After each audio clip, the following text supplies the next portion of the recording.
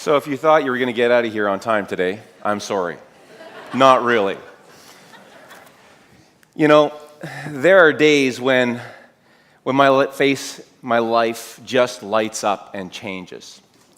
One of those days happened about 6 years ago.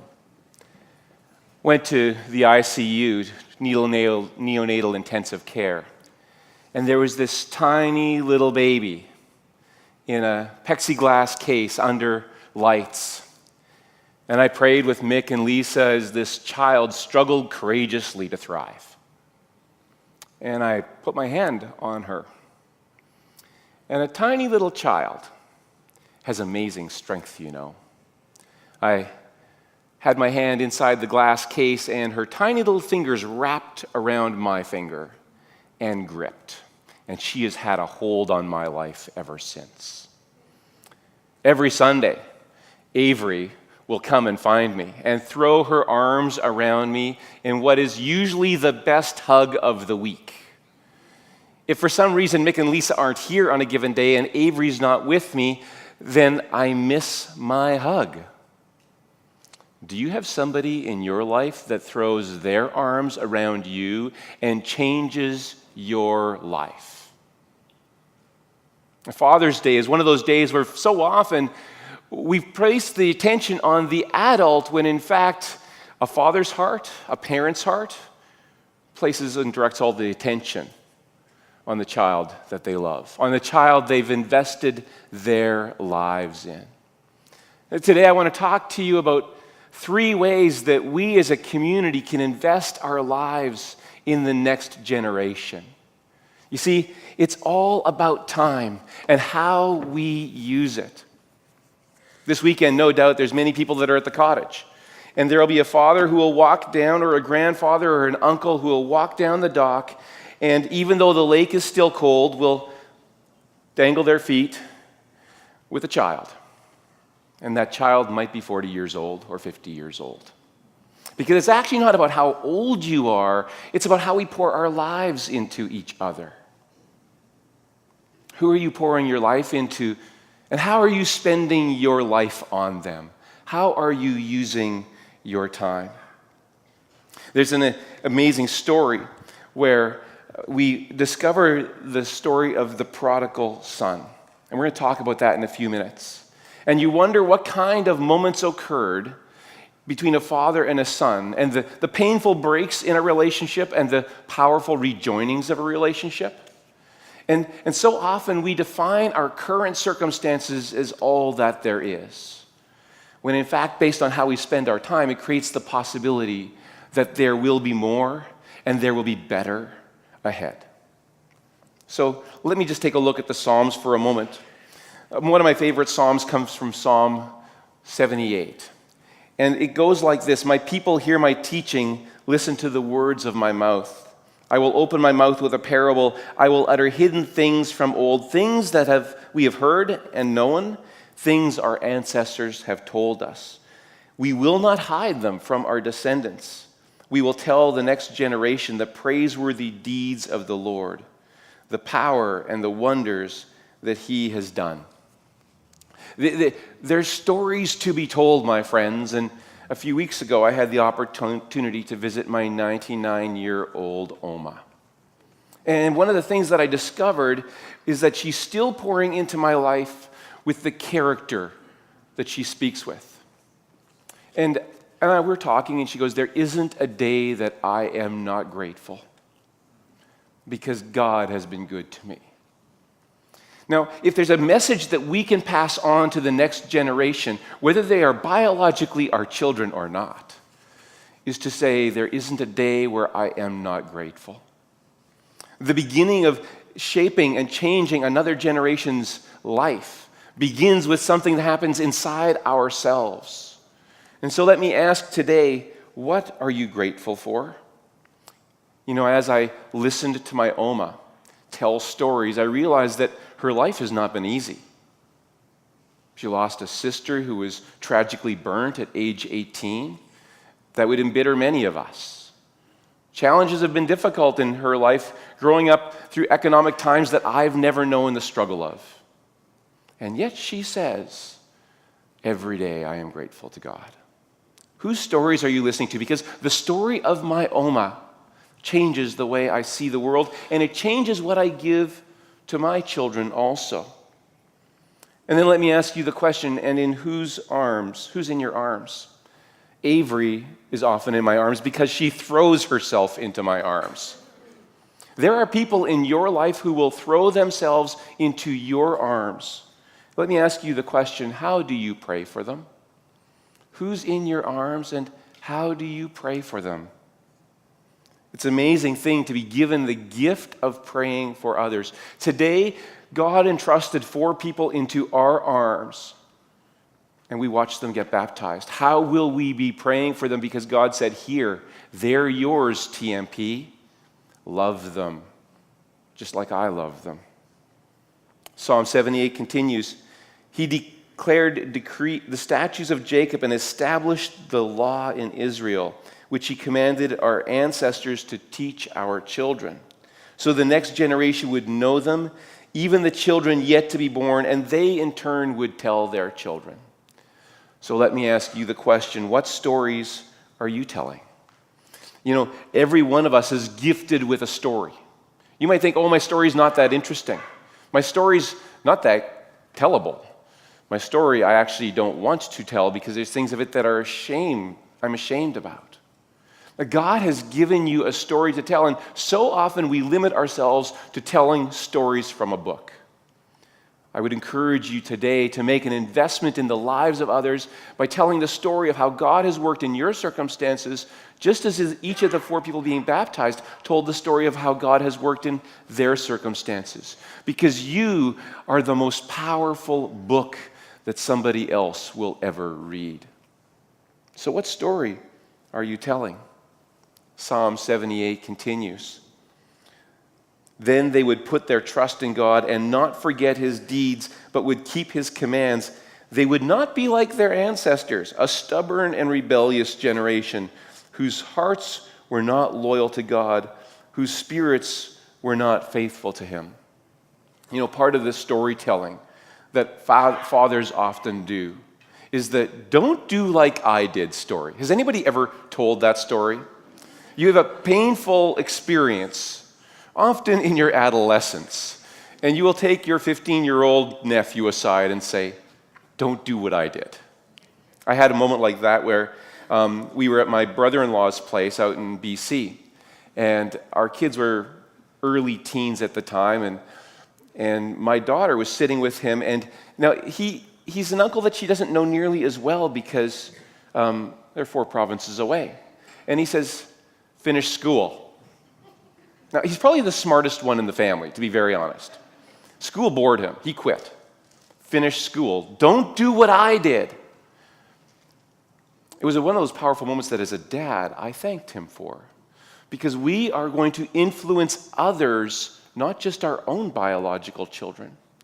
And for many people here, we live in a world that is so traveled and transient that we don't have the privilege of uncles being close by.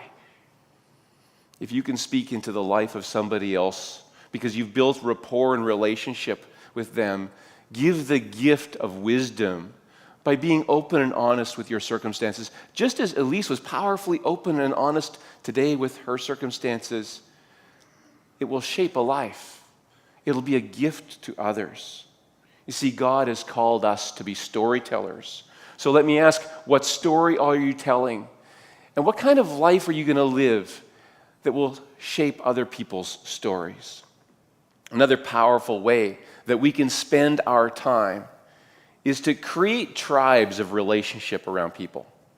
We live in a culture that has reduced the family to mom, dad, 1 3/4 children, and 2.5 dogs, or something like that. Like statistically, we've become smaller communities. We don't think about the extended family in the same way because often extended families are maybe not healthy, or they might be absent, or they might be so far removed by distance.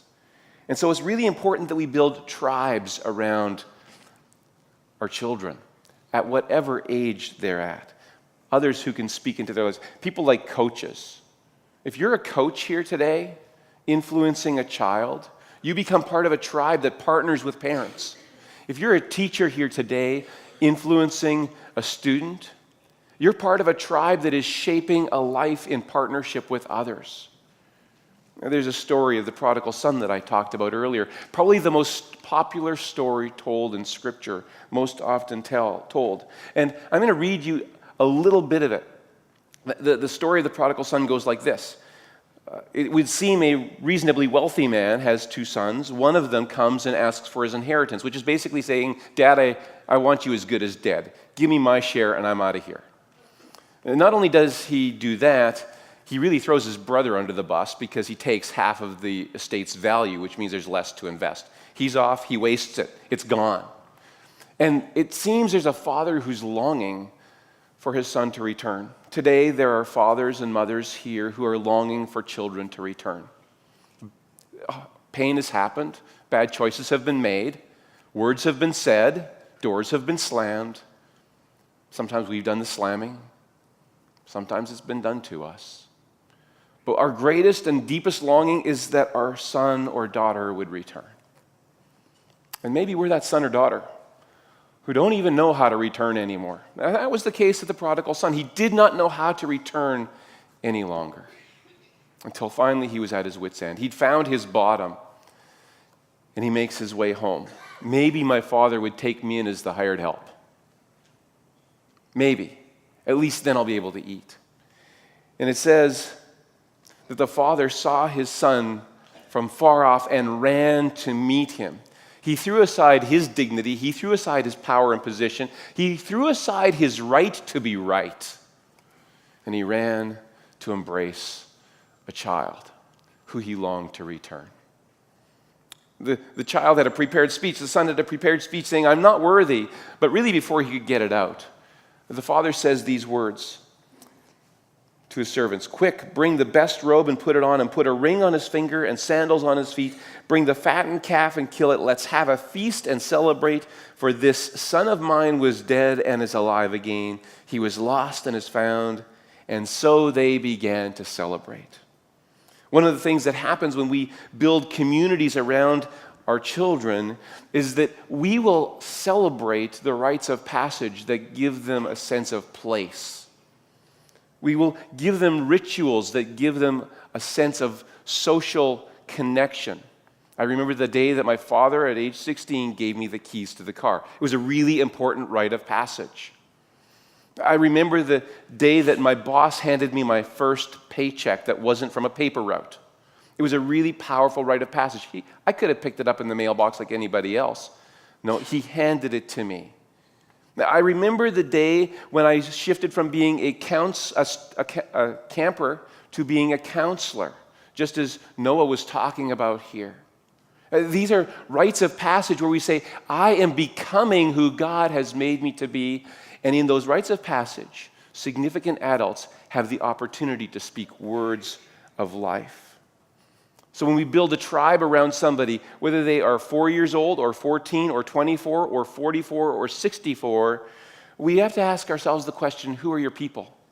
Who has God entrusted to you to spend some time with and reshape their life in a powerful way? And how do they know that they matter? So often it's the little things that aren't little. It's a birthday party and a song sung off key and candles blown out. And how do they know that they're bonded together? It's so often at events like weddings that we discover that our tribe actually is more than just a new couple. It's our friends' extended family now becomes part of ours. What bonds us together? Well, if you want to figure out who your tribe is and you're 14 years old, begin asking the questions, what rites of passage? Who are my people? What bonds us together and connects us? And how do we know we've arrived? You know, graduations are a big thing. A few of you probably graduated this last week at the University of Winnipeg. I saw some people there that I recognized from a distance. And it's at graduation moments we discover that there's a whole life awaiting us that's filled with possibility. Tribes give each other the gift of rites of passage and rituals that tell us there's a world waiting filled with possibility. And fathers, you are chief among those who tell you, your son or daughter, that they have arrived. That is a powerful gift to give. See, rites of passage are things that we offer to others. And so let me ask, what is the connection between your influence and your most important messages? Is it, I'm really surprised you made it? Or is it, well done? There's times when our humor or our skepticism or our doubts should just be shut up, and we speak words of life instead of words of humor. Speak words of possibility and power, not words of doubt or discouragement. And so adults, as you speak to a 17-year-old about their future, speak life. It's a powerful gift to give. The father in the prodigal son story said, "Put the best robe on him. I know he stinks. He's been on the road for a long time.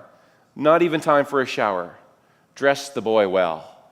And put the family ring on his finger so everybody knows that he has the authority of the family when doing business." Trust is one of the powerful ways that we extend the message that you belong. And finally, fun. Fun over time deepens relationships. Now you're going, really? We're going to spend a sermon time talking about fun? Yes, because actually fun is often the grease that makes wheels not grind. It allows things to travel smoothly. So just watch a few minutes of fun, or a few seconds of fun that we had last week.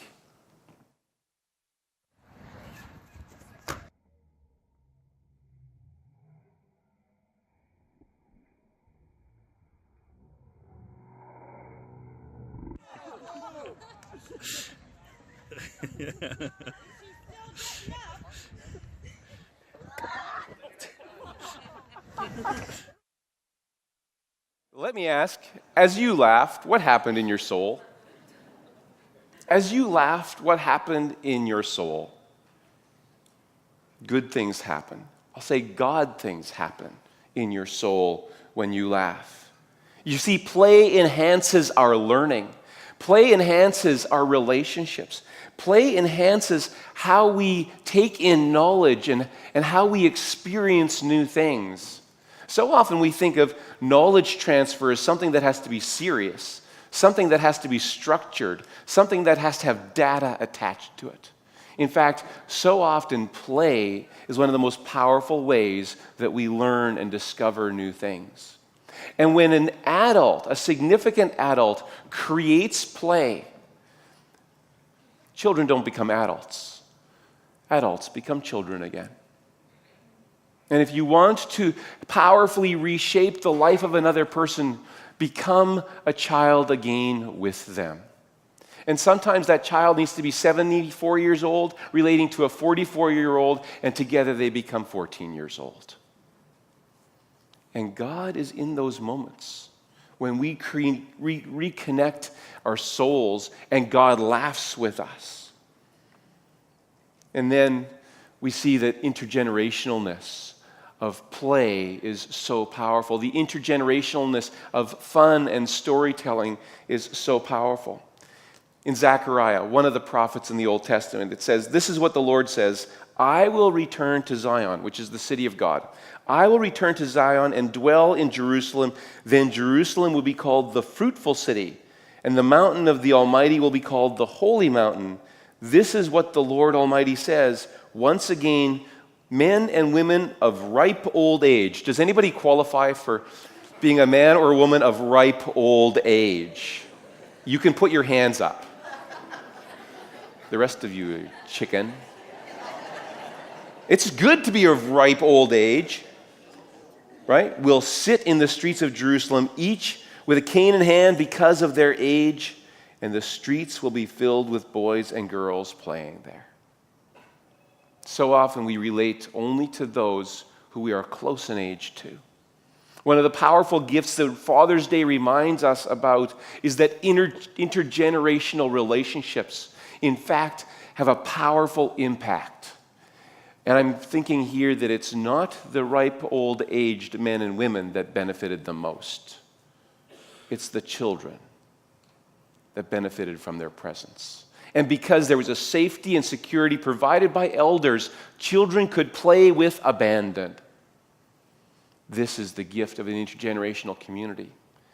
And after we join together in relationship like this, we discover that we see the world through each other's eyes, through each other's stories, through each other's laughter, through each other's tears. And the fun has in fact changed everything. And so I want to invite you, if you go, yeah, really kids aren't my thing, let me tell you that kids need to be your thing because they'll change your life. Not because you're passionate about children, but because children are passionate about you.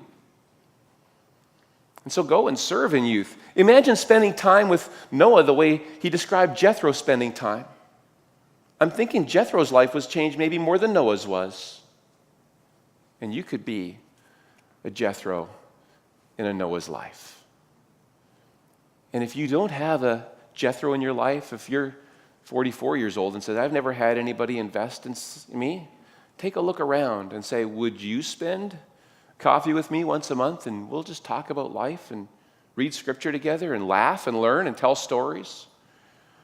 Because we will all benefit as a result. So when we think about intergenerational gatherings, let me ask you the question, who's at your table? Who's at your table? Because who's at your table matters. And we are people of invitation. Invite people to your table and you will experience growth in your life. Who's at your table? Tables tear down barriers. Tables create friendships where previously there was no natural path of relationship. Tables are powerful places of spiritual growth and deep connection. And let me ask you the question, how do shared experiences connect us? In my family, water.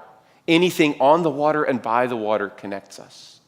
We laugh, we tell stories, we eat, we get sick, especially on the boat, some people. Parents are hyper alert for children, and children are teasing parents about it. How do shared experiences connect us? And how do shared interests connect us? So often there's things that are something you're passionate about. You just need to invite another person in to do it with you. They have no idea, but they're fascinated by you and they're fascinated by learning with you. Shared interests connect us. So often Jesus went for a walk and did things with people simply because they shared interest together. And having fun connects us. One of the best things that you can do is teach somebody else to barbecue. It's Father's Day. How many fathers are barbecuing? You know, one of my favorite things to do is barbecue. On Mother's Day, you take Mom for brunch because you don't want her to cook. But on Father's Day, you ask Dad to barbecue. It's an odd thing when you think about it. Why? Because having fun, the joy of doing something together connects us together. And it's just fabulous to experience the joy that we can have in each other's relationship. God intended this for us. He intended us for relationship. And so, let me remind you that it's about how we spend our time, how we tell our stories, how we share our communities and build tribes around each other, and how we laugh together. I want to give you a little gift to bring the service to a close. It's a gift that you could pick off the front of the dock, which is intended to look like water, or you can take from the table just under the pictures as you leave. And there's 3 cards. One says, "One tradition I will pass on." I'd encourage you to take a card and make a commitment to yourself. Write it down. I'm going to pass on this tradition because it's actually a powerful transfer of our family story. It's a powerful transfer of something that's been important to me. A special memory to me, a memory that is special to me. Grab one of these, write it down, and then tell the story today. And you might want to write the story down and give it to someone, because not all of us are eloquent with our mouths. We actually need to write it down and hand it on. If you do that, I'm guessing some of those will be treasured for many years. And I have fun when we. This is a really powerful one, because adults, we have forgotten to have fun with our children. I have fun when we. And so, this is how I had fun this last week. I bought a boat off of Kijiji. $500. It needs some work. I called my dad, and we had fun. We had fun just playing with shackles and cleats and ropes and cables. It was the best hour of my week. I have fun when we. What are you going to do to have fun in Jesus' name? I want to stand with you and send you with a blessing. It's Father's Day. Right now, there's a bunch of people that are recovering from a painful run from the marathon. They're drying off after a too cold dip in the lake with a grandchild. They are running to get a Band-Aid because they shouldn't have touched the barbecue and ice to ice something. How will you spend your time in your relationships? Because God has given us the reminder today that the most precious people to us are the people that He puts into our lives so that we can change their lives and they can change ours. Go with great joy. Laugh lots. Eat much. Share your table. Build a community that will change everyone's life and maybe especially yours. And if you would like prayer today, a few of us will be up front, and we would love to join you in your journey and encourage you on the road. And if you want to get baptized, come talk to me or somebody at the info center, and maybe in a few weeks it's your turn. Have a great Father's Day. Happy Father's Day, everybody.